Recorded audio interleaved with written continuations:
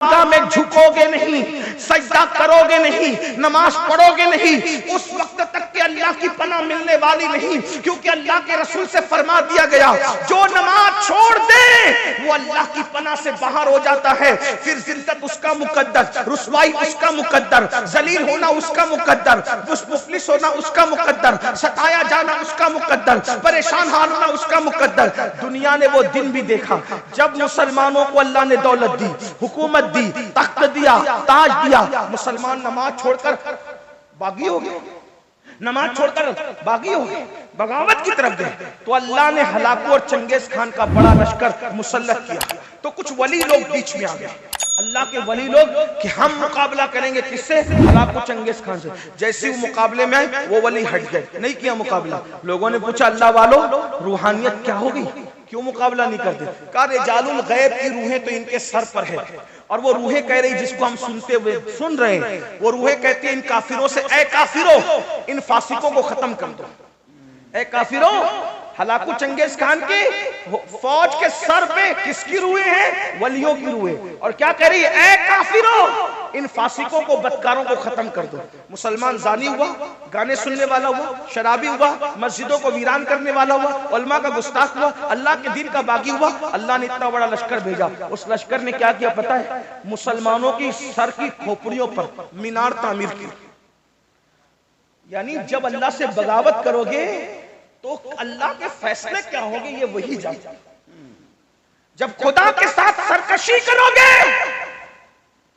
پھر اس کے فیصلے کیا ہوں گے، اور وہ بے نیاز ہے، کوئی مر رہا ہے، کوئی کٹ رہا ہے، کوئی تباہ ہو رہا ہے، اس کی ربوبیت کی شان پر کوئی فرق نہیں پڑتا، وہ غیور ہے، غیور، اس کے اپنے فیصلے، وہ اپنے محبوبوں کو یتیم کر دیتا ہے، اس کی شان غیرت ہے، اس کی شان غیرت ہے۔ شجر ممنوعہ کو ہاتھ میں لے لیا جاتا ہے تو معصوم کے کپڑے واپس لے لیے جاتے ہیں اور جنت سے باہر کر دیا جاتا ہے۔ اس کی شان غیرت تو دیکھیں، یہاں تو بہت آنکھ بند کر کے سوچنے ارے مولانا کچھ بھی کریں گے اللہ تو ہم سے پیار کرتا ہے، ہم جنت میں جائیں گے۔ کیوں؟ جسے خلیفہ بنایا تھا اس سے پیار نہیں تھا، فرشتوں کا مسجود بنایا تھا اس سے پیار نہیں تھا، جس کو دست قدرت سے پیدا کیا تھا اس سے پیار نہیں تھا۔ فرشتوں سے سجدہ بھی کروا کر پیار کا اظہار کیا جاتا ہے، اور لغزش پیغمبرانہ پر کپڑے واپس نہیں تھے۔ اس بات پر کوئی غور کرنے والا ہے اس مجمع میں؟ معصوم سے خطا جس کے قریب سے ہو کر بھی نہیں گزر سکتی، لغزش پیغمبرانہ کی بنیاد پر۔ لغزش پیغمبرانہ کیا چیز ہے؟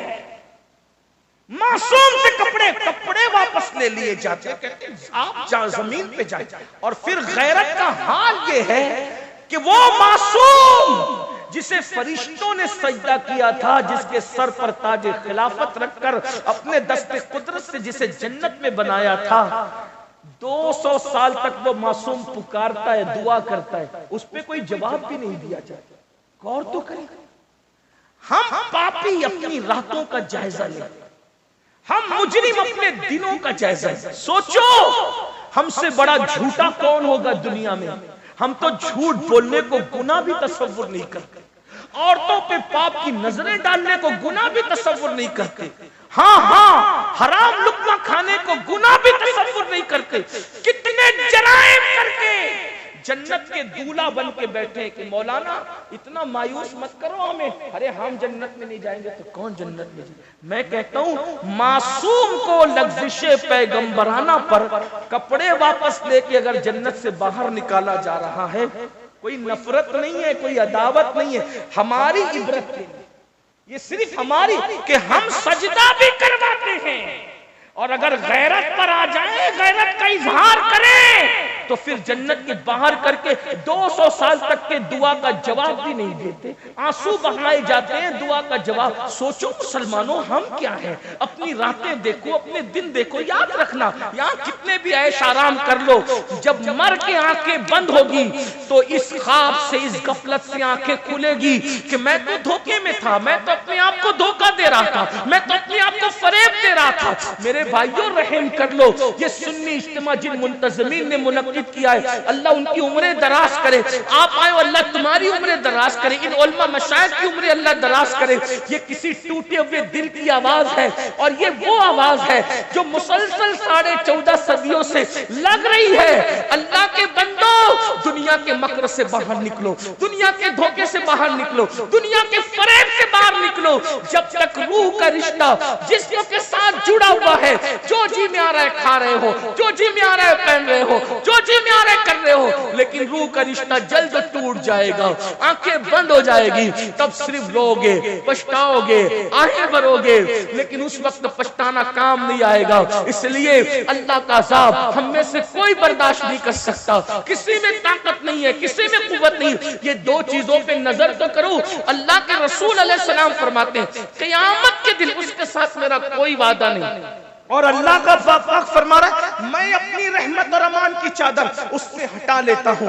50 منٹ کا ٹائم دینا ہے, صرف آج عہد کر لو. پھر اس کے بعد اللہ کے رسول علیہ السلام فرماتے ہیں اسی پہ بات اگر بڑھے گی تو بہت بڑھے گی. حدیث دوسری اسی پر آقا فرماتے ہیں پھر ہم نے جہنم کا مشاہدہ کیا. اللہ کے رسول فرماتے ہیں میں نے دیکھا کہ کچھ لوگ ہیں جو جہنم کے درختوں کے اندر, آگ کے درختوں میں الٹے لٹکے ہوئے. اللہ سن لیں اس کو, پتہ نہیں یہ بات میں کبھی آپ کو سنا سکوں گا یا نہیں. یہ عنوان رجب کی بنیاد پر, معراج مقدس کی بنیاد پر ذہن میں آ گیا, لیکن غور کر لیں, بہنیں بھی غور کر لیں کہ جہنم کی آگ کے درختوں میں کچھ لوگ الٹے لٹکے ہوئے ہیں. الٹے بھائیو, اگر ایسی کمرے میں بھی کسی کو الٹا لٹکایا جائے تو یہ کوئی چھوٹی موٹی بات نہیں.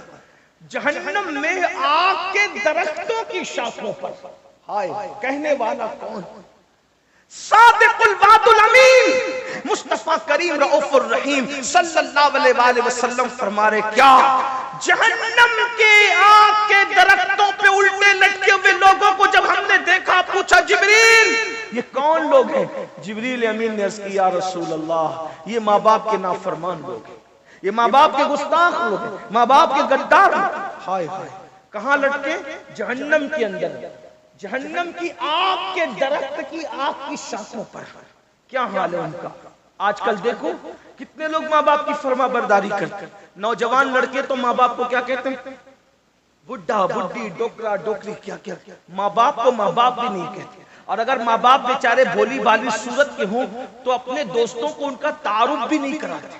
میں نے میرے ایک دوست کو سنا, جب اسکول پڑھنے کا دور تھا, طالب علم تو ابھی بھی ہوں, اسکول پڑھتے تھے, تو اتفاق ایسا ہوا کہ چند دوست اس کے برتھ ڈے کے موقع پر اس کے گھر گئے. ایک بڈھا بیٹھا ہوا تھا, بڑے میاں, ایک دم میلے کچیلے سے کپڑے پہن کر. دوست بھی اچھے کپڑے میں تھے, وہ جناب بھی اچھے کپڑے میں تھے. پوچھا ہم لوگوں نے کہ یہ کون ہے؟ تو وہ یہ ہمارے گھر میں کام کرنے والا ہے. جیسی کا کام کرنے والا ہے, بڑے میاں کا چہرہ اچانک بدلا, آنکھ میں آنسو آئے, وہ گھر کے اندر داخل ہو گئے. ایک کام کرنے والا اتنا بے تکلف تو گھر میں داخل نہیں ہوتا. جب بعد میں پتہ کیا گیا تو معلوم پڑا کہ وہ اس کا باپ تھا, لیکن میلے کچیلے کپڑوں کی بنیاد پر اور بھولی بھالی صورت کی بنیاد پر وہ اپنے دوستوں کو بتانا نہیں چاہتا تھا کہ یہ میرا باپ ہے. اتنے بدبختی پہ لوگ اتر آتے ہیں. اللہ اکبر. سنو, اب میں نے نماز کی فضیلت بیان کی, یہ بھی بزرگوں نے فرمایا جس سے ماں باپ ناراض ہو جاتے ہیں اللہ اس کی نمازیں بھی اس کے منہ پہ مارتا ہے. یعنی نمازیں بھی ان کی قبول نہیں ہوتی جس سے ماں باپ ناراض ہو, جو ماں باپ کا دل دکھا. اس کا مطلب یہ ہے کہ مسجد جانے سے پہلے ماں باپ کا چہرہ دیکھو. ماں باپ ناراض ہے کہ خوش, بلکہ ایک معیار دیا, ایک تھرمامیٹر دیا, ایک چیک کرنے کا طریقہ دیا. ایک صحابی نے پوچھا یا رسول اللہ صلی اللہ علیہ وآلہ وسلم, حضور یہ بتائیں کہ ہمیں یہ پتہ نہیں چلتا نا کہ اللہ ہم سے راضی ہے کہ ناراض ہے, کیونکہ اللہ نظر نہیں آتا, اللہ سے بات نہیں ہو سکتی, اللہ دکھائی نہیں دیتا, پھر کیسے پتہ کرے کہ وہ راضی ہے کہ ناراض ہے؟ میرے آقا نے فرمایا گھر جا اور دیکھ تیرے ماں باپ تجھ سے راضی ہے کہ ناراض ہے. اگر ماں باپ راضی ہے تو اللہ بھی راضی ہے, اور ماں باپ ناراض ہے تو اللہ بھی ناراض ہے. دیکھ لو, معیار دیا, اور آج کل کے نوجوان بچے خاص طور پہ پسند کی شادی کے معاملے کو لے کر، اور بیٹیاں خاص طور پہ ماں باپ کا بہت دل دکھا رہے، ماں باپ کو بہت تکلیف پہنچ۔ میں سمجھتا ہوں کہ 60% لڑکے اور لڑکیوں کا مسئلہ ہے کہ وہ پسند کی شادی کے معاملے میں ماں باپ کا دل دکھاتے، ناراض کرتے۔ میں نے ایک ویڈیو دیکھی، کلپ، ایک بیٹی پولیس اسٹیشن میں بیٹھی ہے، باپ اس کے ہاتھ جوڑ کے کہہ رہا ہے میری بیٹی میں گھر چل، اپنے گھر چل کے بات کریں گے تو اس کو بھوت سوار ہے، کسی منکر اسلام کے ساتھ، کسی مشرک کے ساتھ شادی، وہ آنے کو تیار۔ بہت ساری بیٹیاں تو پولیس اسٹیشن میں یہ کہہ دیتی ہے کہ ہم ان کو پہچانتے نہیں کہ ہمارے ماں باپ ہیں۔ میں حفظ ما تقدم کے تحت، یعنی جیسے بیماری سے پہلے ویکسین لگتی ہے، اسی ویکسین کے تحت یہ بات اپنے جوانوں کو اور اپنی بیٹیوں کو بتانا چاہتا ہوں۔ میری قوم کی بیٹیوں، ماں باپ کا دل دکھا کر جب سجدے میں باہر نہیں آ سکتی تو ماں باپ کا دل دکھا کر شادی میں کیسے باہر آ سکتی؟ ماں باپ کا دل دکھا کے جب حج نہیں ہو سکتا قبول اللہ کی بارگاہ میں تو شادی میں خوشیاں کیسے ملتی ہے؟ زندگی میں جب بھی تم اپنے ماں باپ کا دل دکھاؤ گے تو دنیا میں اللہ تم سے خوشی چھین لے گا، کبھی تمہیں خوشی نہیں دے گا۔ ماں باپ کا دل دکھانے والے در در کے بھکاری بنتے ہیں، ان کا بڑھاپا بڑا دردناک آتا ہے۔ ماں باپ کا دل دکھانے والا کبھی کسی سے راحت نہیں پاتا، کبھی کسی سے سکون نہیں پاتا۔ یاد رکھنا، سب لٹانا پڑے لٹا دو، مگر کبھی ماں باپ کا دل مت دکھانا، اس لیے کہ جو ماں باپ کا دل دکھاتا ہے اللہ اس کو دنیا ہی میں ذلیل کر کے ذلت کی موت عطا کرتا ہے۔ اور یہ بھی سن لو، جو ماں باپ کا دل دکھاتا ہے مرتے وقت اس کی زبان پہ کبھی کلمہ طیبہ جاری نہیں ہوتا۔ ہم تو دیکھ رہے ہیں نا اس دنیا میں، روزانہ الگ شہر جاتے ہیں، ہزاروں لوگوں سے ملاقات ہوتی ہے، مگر اللہ اکبر، بڑی معذرت کے ساتھ دنیا دار تو دنیا دار، کچھ لوگ دیندار کہلا کر بھی آج ماں باپ کی وہ عزت نہیں کر پا رہے ہیں جیسی عزت کرنے کا ان کا حق تھا۔ کچھ لوگ کیا سمجھتے ہیں، روٹی کپڑا مکان ماں باپ کو دے دو، بہت بڑا تیر مار لیا۔ یاد رکھنا، صرف روٹی کپڑا مکان دینے پر ماں باپ کا حق ادا نہیں ہوتا۔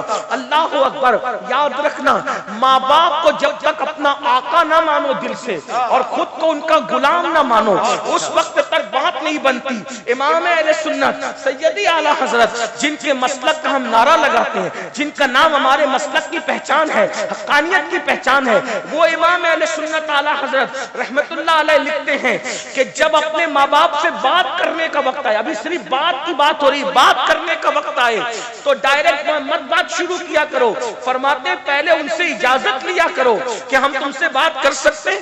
کتنی مقدس ہستیاں یہ، بڑی معذرت کے ساتھ بھائیوں، سب کے آگے ہاتھ باندھ کے کھڑے رہنے والوں، کبھی ماں باپ کے آگے بھی ہاتھ باندھ کے کھڑے رہتے ہو؟ وہاں تو سینہ تان کے کھڑے رہتے ہو، وہاں تو آنکھیں بڑی بڑی کرتے ہو، ان کو ڈانٹتے ہو، جو 6,000 اور 10,000 کی نوکری دے اس کی غلامی کرتے ہو، اور جس ماں نے زندگی اور موت سے کھیل کر تمہیں پیدا کیا، جنم دیا، اس ماں کو کنیز سمجھتے ہو، اس ماں کو غلام سمجھتے ہو، اس باپ کو غلام سمجھتے ہو۔ تیار ہو جاؤ ماں باپ کے غداروں، ذلیل ہونے کے لیے تیار ہو جاؤ، کلمے سے موت کے وقت محروم ہونے کے لیے تیار ہو جاؤ، جہنم کے درختوں پر الٹے لٹکنے کے لیے تیار ہو جاؤ۔ کتنی بڑی داڑھی کر لو، کتنے ہی کلمے پڑھ لو، کتنی نمازیں پڑھ لو، کتنی روزے رکھ لو، میرے نبی نے جو کہہ دیا سو کہہ دیا، تمہارے منہ سے جو نکلی وہ بات ہو کے نہیں۔ اللہ کے رسول فرماتے ہیں ماں باپ کا دل دکھانے والا مرتے وقت اس کی زبان پہ کلمہ نہیں آئے گا، وہ ذلیل ہو کے مرے گا، وہ رسوا ہو کے مرے گا۔ ایک بات اور یاد آ گئی، یہ بھی حدیث پاک میں آیا، مفہوم ہے، جو ماں باپ کا دل دکھائے گا قیامت کے دن وہ سور کی شکل لے کر اٹھے گا، خنزیر کی شکل لے کر اٹھے گا۔ اللہ اکبر۔ بلکہ فقی ابو اللہ سمرقندی اپنی کتاب میں لکھتے ہیں، آقا فرماتے ہیں مجھے اتنی تکلیف کسی کے معاملے میں نہیں ہوتی جتنی تکلیف ماں باپ کا دل دکھانے کے معاملے میں ہوتی ہے۔ آقا فرماتے ہیں میں اللہ کی بارگاہ میں عرضی کروں گا، توجہ کریں، یہ فقیر لکھ رہے ہیں سمرقندی، اور یہ فقہ حنفی کے بہت بڑے امام ہیں، اور کتاب کا نام بھی سن لے تاکہ لوگوں کو یہ نہ لگے کہ میں کوئی مبالغہ کر رہا ہوں۔ قرۃ العیون نام کی کتاب ہے، اب تو اردو میں بھی شائع ہوئی ہے، اس کو دیکھنا، انٹرنیٹ پہ دیکھنا، توجہ کریں، توجہ کیجیے۔ آقا فرماتے ہیں میں اللہ کی بارگاہ میں ماں باپ کے گستاخ نافرمان اور غداروں کے لیے سفارش کروں گا، سجدہ کروں گا عرش کے نیچے۔ اللہ فرمائے گا محبوب آپ ان کے لیے تکلیف مت کیجیے۔ اللہ کے رسول کو اللہ کہے گا محبوب آپ ان کے لیے سفارش نہ کریں، آپ تکلیف نہ فرمائیں۔ آقا فرماتے ہیں پھر میں سجدے سے سر اٹھاؤں گا اور میں جنت میں رہوں گا تو میں وہ ماں باپ کے غدار اور نافرمان بھلا دیے جائیں، مجھ سے بھلا دیے جائیں، کیونکہ اللہ پاک فرماتا ہے کہ ہم آپ کو نہیں بھلائیں گے مگر جو چاہیں گے بھلا دیں گے، جس میں حکمت ہوگی بھلا دیں۔ حضور فرماتے ہیں کہ میرے ذہن سے وہ بھلا دیے جائیں گے، پھر بہت عرصے کے بعد مجھے وہ یاد آئیں گے، پھر میں سجدہ کر کے اللہ سے کہوں گا مولا وہ ماں باپ کی جو نافرمانی کرتے تو انہیں بخش دے۔ اللہ فرمائے گا محبوب تم اس معاملے میں زحمت مت کرو، تکلیف نہ کرو، میں مفہوم پیش کر۔ دوسری بار بھی حبیب کو روکا جائے گا، محبوب توجہ کریں، غور فرمائیں، مسلمانوں کس راستے جا رہے ہو؟ میرے جوانوں، ممبئی میں کام کرنے جاتے ہو، کلکتہ میں کام کرنے جاتے ہو، دلی میں کام کرنے جاتے ہو، سعودی اور دبئی اور یمن کہاں کام کرنے جاتے ہو، ادھر تمہارے ماں باپ انتظار کرتے ہیں کہ میرے بیٹے کا خیریت کا فون تو آئے۔ لوگ خیریت کا فون بھی نہیں کرتے اپنے ماں باپ۔ جن لڑکیوں سے ناجائز تعلقات قائم کر رکھے 3 گھنٹہ ان کو مناتے رہتے ہیں اور ماں باپ کو کوئی جھوٹے منہ بھی پوچھنے کو تیار نہیں۔ اور اللہ کے رسول کیا فرماتے ہیں میں دوسری بار سجدہ کروں گا، میرا اللہ فرمائے گا حبیب آپ زحمت نہ فرمائیں، روک دیا جائے۔ حالانکہ اس میں عربی الفاظ حضور علیہ السلام نے کچھ اور فرمائے، میں بہت ادب کے بعد دائرے میں اس کا صرف مفہوم پیش کر رہا ہوں۔ پھر آقا فرماتے ہیں تیسری بار میں وہ یاد آئیں گے، پھر میں سجدہ کروں گا، میں اللہ کی بارگاہ میں عرض کروں گا مولا ان کے ماں باپ مجھے بتا دے، یہ جو نافرمان لوگ ہیں ان کے ماں باپ مجھے بتا دے تو میں ان کو منا لوں۔ آقا کو یعنی اپنے ماں باپ سے زیادہ حضور ہم سے پیار کرتے ہیں۔ ماں باپ ناراض ہو کے بیٹھے جنت میں اور نافرمان جہنم میں، اور آقا 3 بار سفارش کر چکے اور اللہ پاک اپنے حبیب کو روک رہا ہے کہ محبوب ابھی آپ یہ سفارش نہ کریں۔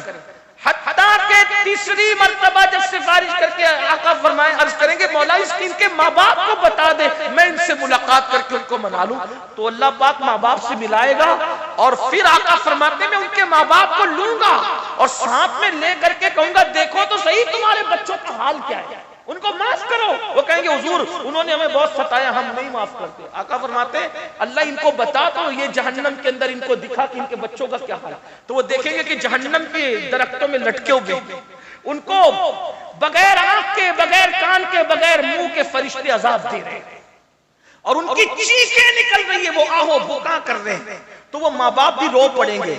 تو آقا فرماتے ہیں میں کہوں گا دیکھو تمہاری اولاد کا کیا حال ہے، تو تب وہ ماں باپ کہیں گے یا رسول اللہ ہم کیا کریں، تو آقا فرماتے ہیں آقا کہ میں کہوں گا ان کو معاف کر دو۔ ادھر ماں باپ معاف کریں گے، ادھر میں عرض کروں گا مولا ماں باپ نے معاف کر دیا اب تو بھی معاف کر دے، تو اللہ تعالیٰ تب ان کو معاف فرمائے گا اور ان کو جہنم سے نکال کر کے جنت میں داخل کیا جائے۔ غور فرمائے آقا فرماتے ہیں جتنی اذیت مجھے ماں باپ کے نافرمانوں سے ہوتی ہے یا ہوئی ہے اتنی اذیت ہمارے قائد ہمارے امیر تشریف لائیں، حضرت کا استقبال فرمائے، شکر کے نیت سے ذکر الہی بلند کرے، نعرہ تکبیر، نعرہ تکبیر، نعرہ رسالت، مسلک اعلی حضرت، سنی دعوت اسلامی، امیر اہل سنت، سنی اجتماع